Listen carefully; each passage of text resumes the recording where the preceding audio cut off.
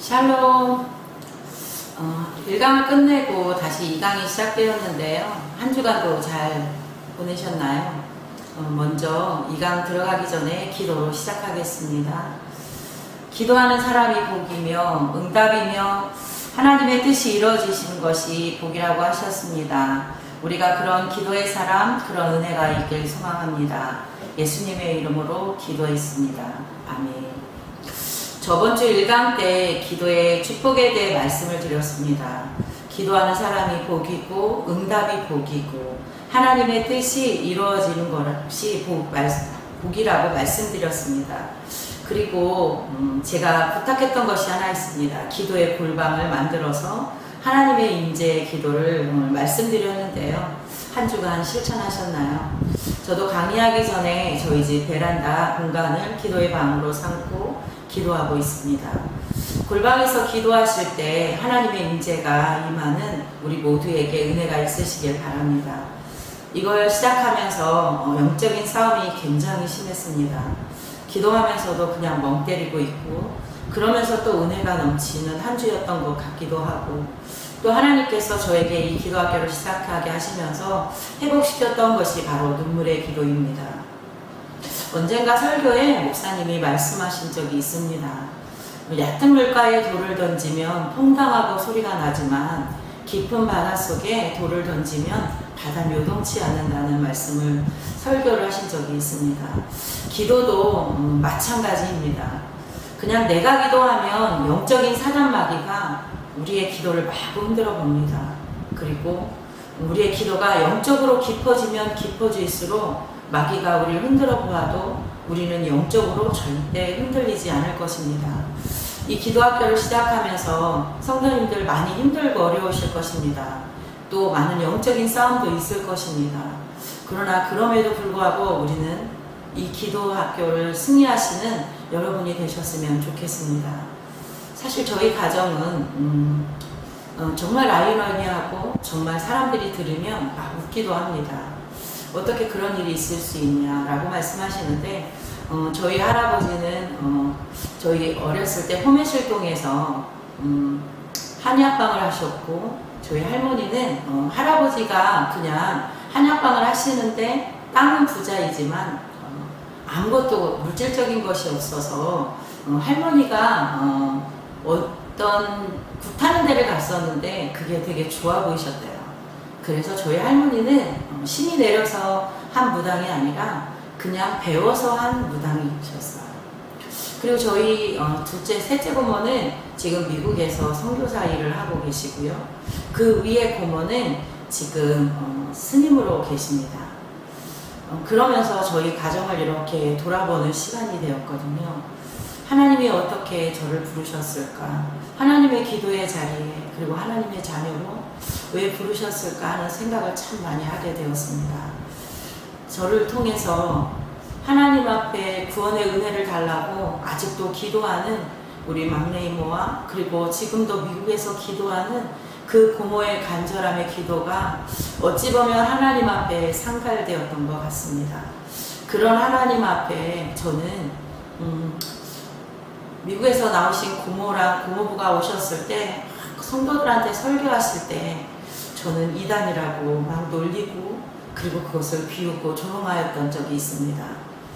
그런데 그런 삶 속에서 하나님은 저를 아마 부서뜨리려고 하셨던 것 같습니다. 낮고 낮은 자리로 하나님은 저를 깨뜨리려고 하셨던 것 같습니다. 그런 속에서 하나님은 저에게 아픔을 주셨고 저희 어렸을 때부터 타고난 그 육체적인 아픔도 있었지만 살아가면서 저한테 하나님이 교회로 부르시기 콜하시기 위한 하나님의 방법 중에 하나가 육체적인 연약함을 저한테 주시기 위한 것이었습니다. 그것이 무엇이었냐면 동맥과 정맥을 이으는 Y자 돌기라는 것이 있는데요. 그 Y자 돌기에 혹이 하나 생겼습니다. 그래서 동맥과 정맥이 피가 흘러야 하는데 거기 혹을 돌다 보니까 이것이 원활하지 못한 거예요. 그러면서 제가 아주대에 입원하게 됐고 아주대 응급실에 실려가면서 거기에서 수술을 하지 않으면 절대 안 된다고 말씀하셨어요. 하나님은 저에게 와라. 너 이제 구원의 은혜가 있을 때야 라고 말씀하셨는데 저도 참 고집이 굉장히 셌었던 것 같습니다. 그리고 제가 직접적으로 듣고 보지 않으면, 경험하지 않으면 절대 믿지 않는 사람 중에 하나였던 것 같습니다. 그런 하나님이 그 몇 시간에 피를 빼고, 그리고 한 것이라고는 아무것도 없습니다. 그냥 검사하고 이랬는데 그 검사비가 그때 당시엔 심장병이 거의 의료 혜택이 없어서 그냥 나오는 대로 굉장히 큰 거금의 액수가 나오게 됐습니다. 그런 과정 속에서 미국에서 저희 고모랑 고모부가 한국으로 우연찮게 선교사로 해서 대구 쪽으로 해서 나오셨는데요. 놀러 가게 됐습니다. 그 놀러 갔을 때 거기에서 저희 고모랑 고모부가 저한테 얘기하면 제가 너무 강팍할 것 같으니까, 저희 남편의 얘기는 제가 들을 것 같으니까 저희 남편한테 간증과 그리고 말씀을 계속해서 나누기 시작했습니다. 그러면서 저희 애기 아빠가 저한테 와서 그런 얘기를 하는 거예요. 근데 하나님은 병도 고칠 수 있대. 그리고 너가 교회만 가기만 하면 너 나을 수 있대. 그렇게 저희 애기 아빠한테 아마 그렇게 우리 고모랑 고모부가 말씀하셨나 봅니다. 그런 고모부와 고모부의 말씀에 하나님이 저희 남편의 마음을 움직여 주셨고, 저희 남편은 저한테 교회 갈 수 있도록 권면을 하기 시작했습니다. 그런 속에서 여러 가지 계속 악조건 속에 일들이 상황이 막 몰아치게 되었고, 그러면서 저는 그럼에도 불구하고 참 많이 비웃었던 것 같습니다. 그리고 하나님이 계시면 뭐가 계시냐고, 그러면 벌써 난 나았어야 한다고, 그러면서 비웃고 조롱했던 저의 모습이 있었습니다. 그런데 하나님은 그런 저의 모습을 바라보시고, 아주 어렸을 적에 제가 성경학교를 하고 주일학교에 다니면서, 그리고 공터에서 제가 모세 영화를 보고 그랬던 모습을 하나님은 기억하셨나 봐요. 그런 저의 모습을 기억하시고 다시금 구원하시기 위한 하나님의 계획이 그렇게 시작되었던 것 같습니다. 그러면서 저에게 하나님은 그 시간 동안에 참 많은 힘듦과 어려움, 육체적으로 너무나 힘들고 어려워서, 사실 제가 입술이 굉장히 파란데요. 이게 심장병으로 인한 심장병 환자들이 입술이 굉장히 파랗거든요. 그러면서 하나님의 은혜로 이렇게 치료받아서 이 자리에 앉아있지만 참 많이 힘들고 어려운 그런 수술을 할 수밖에 없는 그 상황으로 몰아가셨습니다.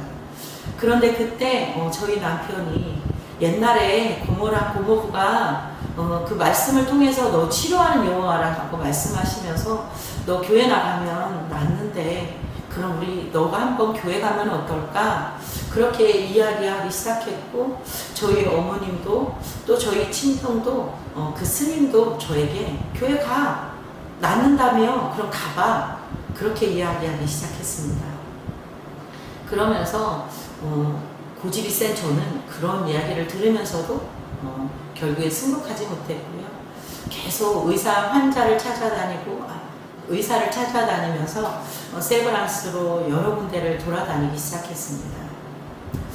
그런 속에 저희 애기 아빠가 제가 너무 지쳐서 힘들어하니까 한번 속눈썹 치고 교회를 나가보면 어떨까, 그렇게 이야기하는 거예요. 그러면서 저는 예수를 택했고, 그리고 저는 결국 이렇게 치료받아서 하나님의 은혜의 자리, 이런 간증을 할 수 있는, 하나님의 영광을 위해서 말할 수 있는 그런 은혜의 자리에 있습니다. 그런데 그때 저와 똑같이 질병을 앓고 있던 제 친구 아들이 있습니다. 지금 그 친구는 간호사로 지금 근무를 하고 있는데요. 그 친구 아들은 저희 승준이하고 나이가 똑같아요. 근데 그 친구도 저처럼 그런 심장병 Y자 돌기에 혹이 생겨서 그 친구도 심장 수술을 할 수밖에 없는 그 상황에 놓여 있을 때, 저는 예수를 택했지만 그 친구는 결국 수술을 택하게 됐죠. 2차의 수술 과정을 하기 시작하면서 제 친구 아들은 결국 사망하게 됐고요. 지금도 그 친구랑 저는 아직도 저를 바라보면 힘들어하는 제 친구의 모습, 그리고 저조차도 너무나 미안한 마음, 지금 같으면 그 친구에게 구원의 은혜를 나눠주고 싶은데 친구는 저만 보면 그 아들을 너무나 생각하는 그 모습이 너무 힘들어서 아직도 그때 이후로 만난 적이 없습니다. 우리가 1강의 기도의 축복이라고 말했는데요. 오늘 2강의 두 번째 강의로는 기도의 능력 및 그리고 기도 응답에 대한 부분을 함께 나누고자 합니다. 오늘 말씀은 열왕기하 4장 1절부터 7절의 말씀입니다. 제가 봉독하겠습니다. 선지자의 제자들의 아내 중에 한 여인이 엘리사에게 부르짖어 이르되 당신의 종 나의 남편이 이미 죽었는데 당신의 종이 여호와를 경외한 줄을 당신이 아시는 바니이다. 이제 빚준 사람이 와서 나의 두 아이를 데려가 그의 종을 삼고자 하나이다. 엘리사가 그에게 이르되 내가 너를 위하여 어떻게 하랴? 내 집에 무엇이 있는지 내게 말하라. 그가 이르되 계집종의 집에 기름 한 그릇 외에는 아무것도 없나이다 하니 이르되 너는 밖에 나가서 모든 이웃에게 그릇을 빌리라. 빈 그릇을 빌리되 조금 빌리지 말고 너는 내 두 아들과 함께 들어가서 문을 닫고 그 모든 그릇에 기름을 부어서 자는 대로 옮겨 놓으라 하니라. 여인이 물러가서 그의 두 아들과 함께 문을 닫은 후에 그들은 그릇을 그에게 가져오고 그는 부었더니 그릇에 다 찬지라. 여인이 아들에게 이르되 또 그릇을 내게로 가져오라 하니 아들이 이르되 다른 그릇이 없나이다 하니 기름이 곧 그쳤더라. 그 여인이 하나님의 사람에게 나아가서 말하니 그가 이르되 너는 가서 기름을 팔아 빚을 갚고 남은 것으로 너와 내 두 아들이 생활하라 하였더라. 기도는 능력입니다. 심장병을 앓고 있던 저에게 하나님은 기도의 능력을 하나님께서 은혜를 주셨고 그 은혜 가운데 저를 치유해 주셨습니다. 그러나 모든 사람이 그 기도의 능력을 누리지는 못하는 것 같습니다. 기도는 참 육적으로 힘들고 어렵습니다. 영적으로는 유익하기 때문에 그 어려움을 이기는 노력이 필요한 것입니다. 우리는 응답은 받아야 하겠지만 내가 하기엔 너무 힘들고 그냥 우리의 형편사정을 다 아시는 주님께서 기도 안 해도 응답하시면 안 되나요? 하고 생각하는 분들도 계실 겁니다. 기도하려니 걱정도 되고 근심도 많고 염려도 많고 너무 많은 시간도 투자도 해야 하고 기도하려면 또 자꾸 다른 생각으로 가득 차서 기도도 할 수 없는 환경으로 혹시 몰아가지는 않으십니까? 입에 좋은 음식과 몸에 좋은 음식을 한번 생각해 보십시오. 입에 좋은 음식은 먹을 땐 너무나 즐겁습니다. 그러나 몸에는 해롭거든요. 저는 사실 밀가루로 된 음식을 너무나 좋아하는데요. 그 음식을 먹고 나면 제 몸에는 아주 독과 같습니다.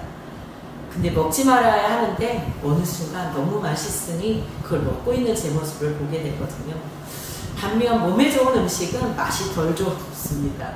MSG가 들어간 그런 음식을 안 들어간 음식은 먹기만 해도 건강해지는데 불구하고 그 음식을 좋아하지는 않는 것 같습니다. 기도는 바로 그런 영적인 원리를 따라야 합니다. 기도는 육적인 본성대로 하는 것이 아니라 하나님의 말씀을 따라야 합니다. 기도는 사람이 하지만 기도의 응답은 하나님으로부터 옵니다. 응답은 하나님께서 하시는 것이고 영적인 것입니다. 기도는 그리고 최고의 능력입니다. 선지자의 제자들의 아내 중에 한 여인이 엘리사에게 부르짖어 이르되 당신의 종 나의 남편이 죽었는데 당신의 종이 여호와를 경외하는 줄을 당신은 아시는 바니이다. 이제 빚준 사람이 나의 두 아들을 데려가 그의 종을 삼고자 하나이다. 이렇게 1절에 말씀하고 있거든요. 선지자의 아내는 참 가난한 사람이었습니다. 빚도 많고 이제 어디에서도 도움을 받을 수가 없습니다.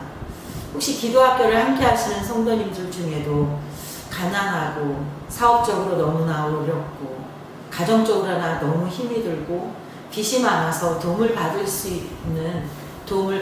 없는 분이 계시지 않습니까? 오직 기도에는 다른 길이 없는 걸 우리는 이미 알고 있는데 그럼에도 불구하고 우리는 그 기도를 하지 않습니다. 저에게도 너무나 가난한 시절이 있습니다. 저희 애기 아빠 사업이 무너지고 저희 애기 아빠가 세상적으로 많은 것을 따라갔을 때에 저희 가정엔 참 어려움이 있었습니다. 저희 젊었을 때 처녀 때의 직업이 에어로빅 강사이며 저희 막내 고모와 저는 7살 차이인데요. 지금도 법원 사거리에 보면 현대 목욕탕이라는 그곳 4층에서 에어로빅 체육관을 함께 했던 시절이 있습니다. 그때에 제 사업적으로 제가 그때에 그 물질적인 어려움이 그때는 없었던 것으로 제가 기억을 하는데요.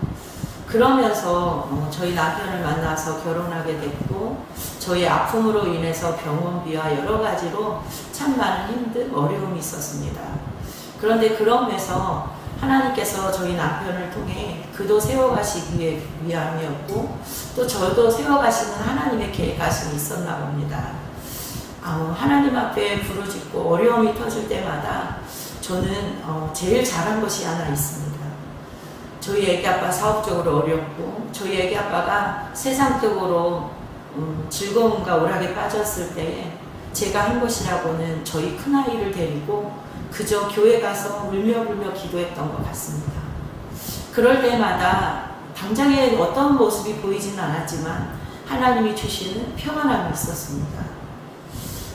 우리에게도 그 기도가 우리에게 가장 완전한 길이고 더 이상 길이 없을 때 유일한 길인데 하나님 앞에 기도할 때에 그 길들이 열릴 것입니다.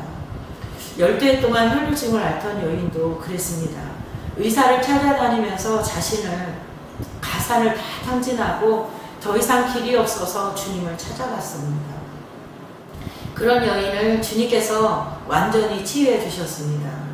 밤새도록 베드로는 물고기를 한 마리도 잡지 못했습니다. 그런데 아침에 예수님의 말씀을 따라 그가 깊은 데 그물을 내리고 물고기를 배 두 척에 가득 실을 정도로 잡았습니다. 사람에게는 참 많은 길이 있습니다. 그 길을 어떻게 내가 선택하느냐에 따라 우리의 하나님 앞에 우리의 삶이 달라지는 것 같습니다. 구원을 얻을 길은 오직 주님이십니다. 사람에게는 많은 가능성이 있습니다. 그러나 그 풍성함을 누릴 우리의 언약의 길은 오직 한 길 예수 그리스도이십니다. 마지막 남은 길, 그 기도의 길이 그 가장 완전한 길입니다. 기도하는 사람은 자신의 능력이 완전히 고갈되었을 때 기도의 자리에 나아가게 됩니다. 그때 기도는 우리의 능력을 초월하여 역사합니다. 기도는 최후의 방법이기도 하지만 최고의 능력이 임하는 자리이기도 합니다.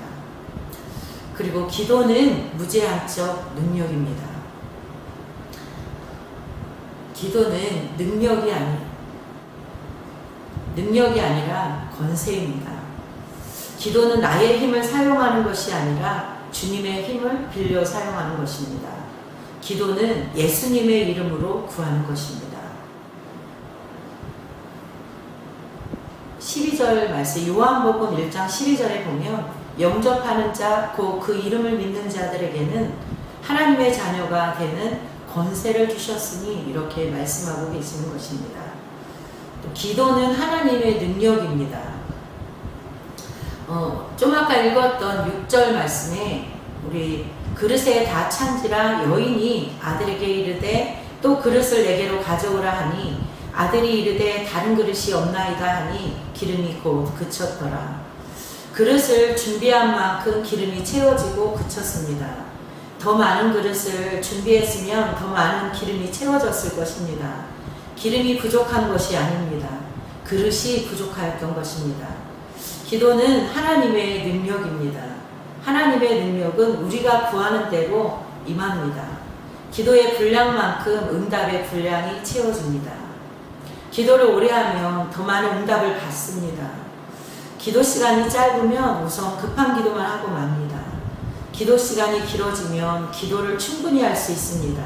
기도 시간이 짧으면 내 필요만을 기도하지만 기도 시간이 길어지면 하나님께서 시키시는 기도를 하게 됩니다. 만약 내가 1시간 그리고 30분 이렇게 기도하고 있다면 내가 생각하고 필요한 기도조차도 할 수 없는 시간이 참 부족할 것입니다. 그러나 그 이상을 하게 되면 내가 생각한 기도를 하기도 하고 남는 그 시간에 전혀 새로운 또 다른 기도의 제목을 찾으며 기도할 것입니다.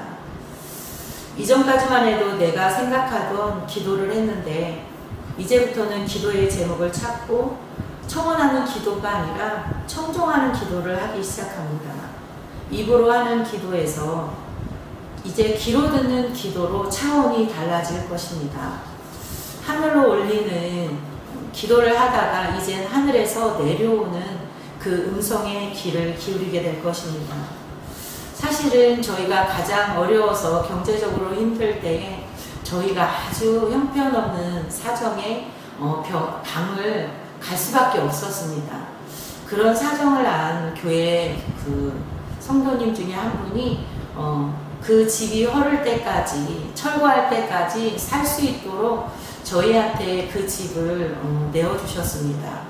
그런데 그분들도 이사 가야 하는 그 약간의 시간이 필요해서 저희가 하나의 방밖에 없는 아주 작은 방에서 저희 둘째 아이하고 넷이서 살아갈 수밖에 없는 그러한 사정 가운데 있었습니다. 그곳에서 저희가 한 2달가량 들어 살게 되었던 것 같습니다. 근데 그곳에서 이사를 하기 시작하면서 너무나 아픈 거예요.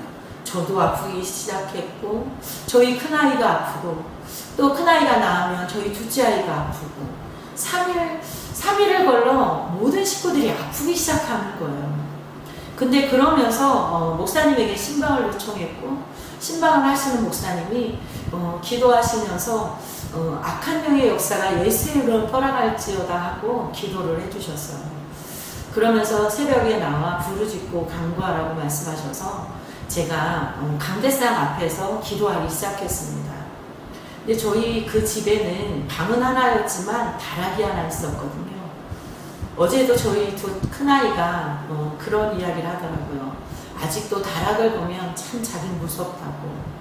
근데 그 다락에 넓어서 저희 큰아이가 놀 수 있도록 장난감을 거기에다가 놀 수 있는 장난감 놀이방을 만들어 줬거든요. 근데 큰아이가 그 다락만 올라가라고 하면 애가 우는 거예요. 무서워 엄마, 나 거기 올라가기 싫어.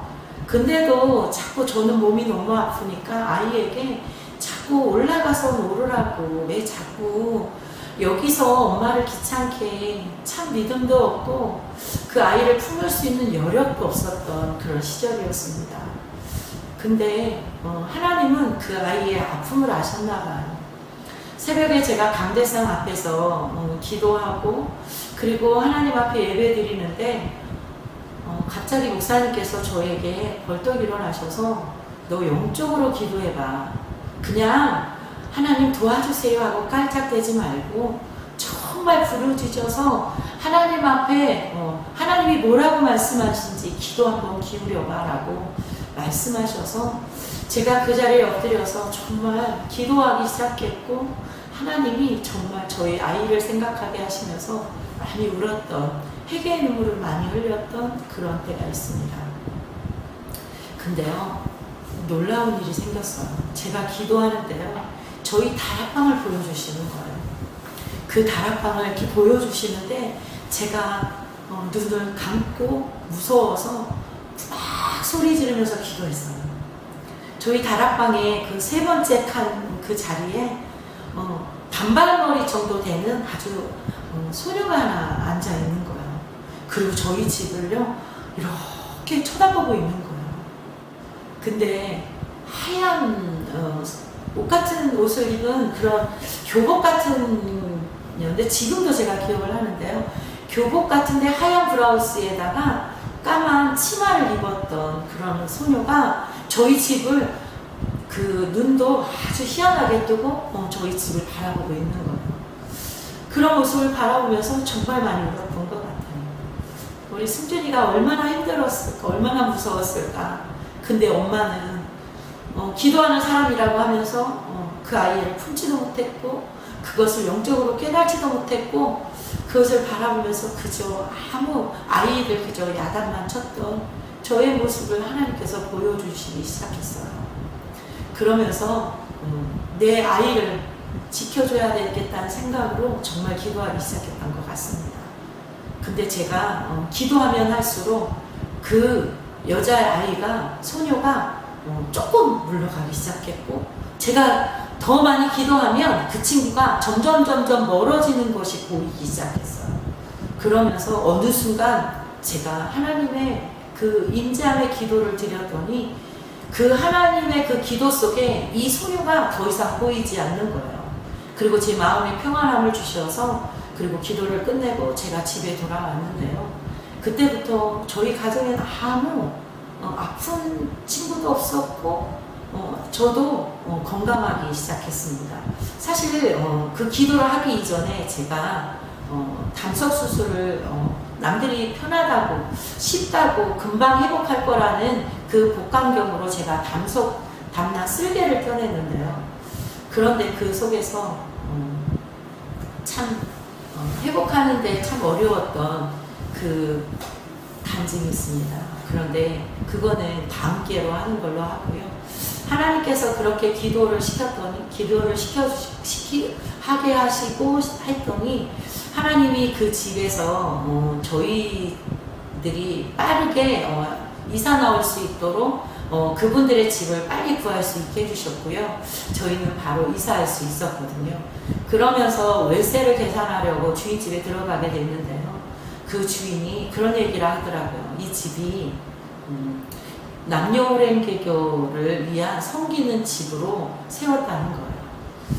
그런데 하나님은 그걸 저희에게 깨닫게 하시려고 하나님 계속해서 말씀하셨는데, 그때 저는 그 분별력이 없었던 거예요.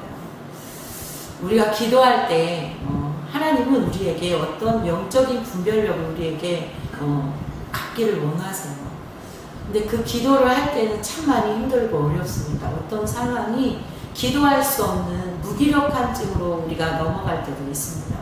그런데 그럴 때가 바로 하나님은 우리에게 기도에 응답할 때이고, 기도의 능력을 받을 때이고, 하나님께서 우리에게 하나님의 임재하심을 경험할 때라고 말씀하고 계시는 거예요. 오늘 하나님은 우리에게 기도를 할 때 응답하시기를 원하시거든요. 사도행전 12장 5절부터 22절에 보면 제가 봉독하겠습니다. 이에 베드로는 옥에 갇혔고 교회는 그를 위하여 간절히 하나님께 기도하더라.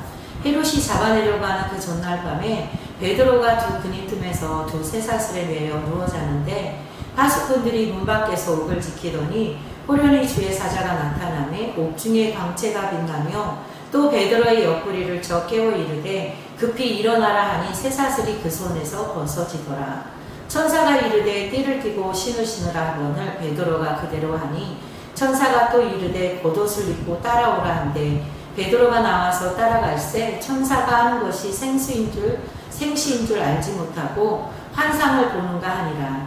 이에 첫째와 둘째 파수꾼을 지나 시내로 통한 세 문에 이르니 문이 저절로 열리는지라 나와서 한 거리를 지나매 천사가 곧 떠나더라. 이에 베드로가 정신이 들어 이르되 내가 이제야 참으로 주께서 그의 천사를 보내어 나를 헤롯의 손과 유대 백성의 모든 기대에서 벗어나게 하신 줄 알겠노라 하여 깨닫고 마가라는 요한의 어머니 마리아의 집에 가니 여러 사람이 거기에 모여 기도하고 있더라.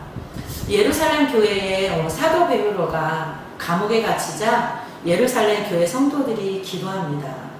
교회는 그를 위해서 간절히 하나님 앞에 기도했습니다. 그리고 사람들의 기도로 베드로는 감옥에서 나오게 되었습니다. 그런데 성도들이 간절하게 기도하고 하나님의 역사가 일어났는데도요, 정작 사람들은 잘 알아보지 못했습니다. 첫 번째는 베드로가 그렇습니다. 자신이 잘 몰랐어요. 이게 생시인지라고 말하고 있거든요.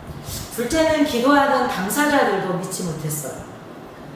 셋째는 베드로를 지키던 군인들도 몰랐습니다. 기도 응답은 영적으로 임합니다. 11절의 말씀에 보면 이에 베드로가 정신이 들어 이르되 내가 이제야 참으로 주께서 그의 천사를 보내어 나를 헤롯의 손과 유대 백성의 모든 기대에서 벗어나게 하신 줄 알겠노라 하여 베드로를 감옥에서 건지어낸 것은 천사였습니다. 갑자기 주님의 천사가 나타났고 그 천사가 길을 안내하고 베드로는 그 천사를 따라갑니다. 베드로에게 천사는 알 수 없는 존재였습니다. 사드락과 또 메삭과 아벳느고를 풀물 속에서 살린 것도 천사였습니다. 다니엘을 사자굴 속에서 지킨 것도 천사였습니다. 예수님께서 40일 동안의 금식 기도를 마치시고 시험을 이기신 후에 수종을 드리고 천사였습니다. 기도 응답은 영적인 능력으로 임합니다.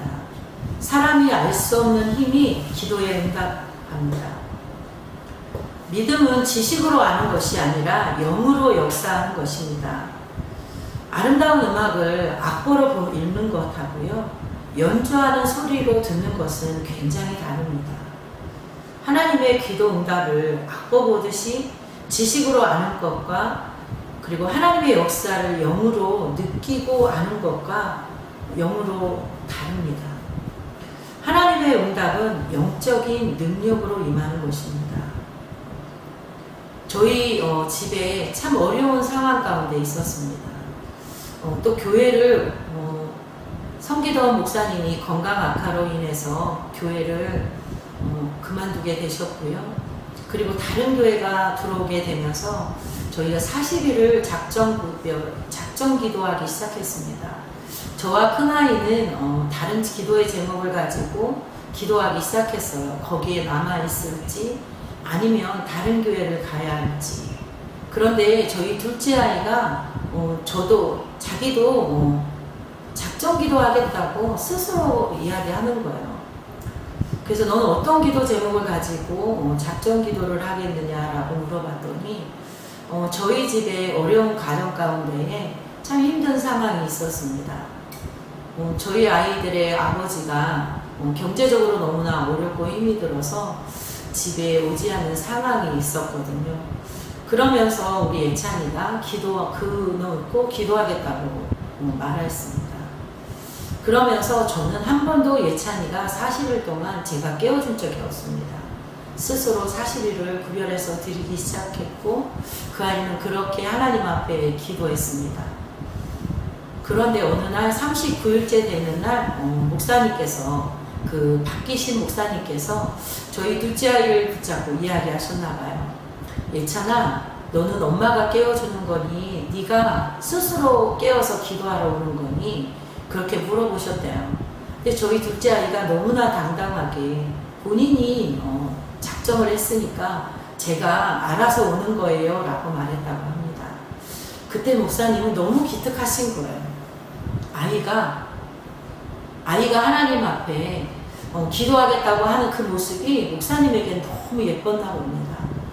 그러면서 그날 강대상에서 말씀을 하실 때 우리가 일본 선교를 떠나는데 저희 둘째 아이를 데리고 가겠다고 하셨고 그 아이의 모든 경비를 다 대주시겠다고 하셨습니다. 그리고 저희 큰아이와 저희에게는 하나님께서 기도 응답을 주셨는데요. 새술은 새 부대에 담아야 되느니란 말씀을 저에게 주셨어요. 그러면서 하나님이 그 교회에서 떠나게 하셨고 그리고 제가 수원은혜교회에 오게 되었죠. 그러면서 목사님이 그 아이에게 했던 그 약속을 지키셨는데요.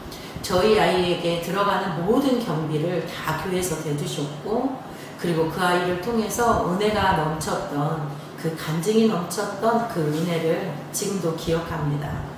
예찬이는 하나님 앞에 가정을 위해서 기도했는데 예찬이를 통해서 하나님은 또 많은 사람들에게 일본 선교여행을 갔을 때 참 많은 은혜를 받았다는 그 간증이 그 선교여행을 갔다 와서 특별 시간에 많은 분들의 입술을 통해서 예찬이 하는 말씀을 듣게 되었습니다.